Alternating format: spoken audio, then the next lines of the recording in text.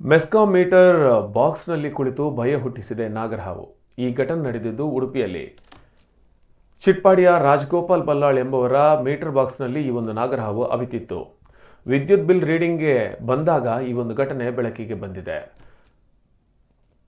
ಬಾಕ್ಸ್ನ ಬಾಗಿಲು ತೆರೆದ ಕೂಡಲೇ ಬುಸುಗುಟ್ಟು ನಿಂತಿತ್ತು ನಾಗರಹಾವು. ಅದೃಷ್ಟವಶಾತ್ ಮೆಸ್ಕಾಂ ಸಿಬ್ಬಂದಿ ಅಪಾಯದಿಂದ ಪಾರಾಗಿದ್ದಾರೆ. ಹಲವರು ಮೆಸ್ಕಾಂ ಸಿಬ್ಬಂದಿ ಮಾಧವ್ ಎಂಬವರಿಗೆ ಕಡಿಯಲು ಬಂದಿದೆ ಈ ಒಂದು ನಾಗರಹಾವು.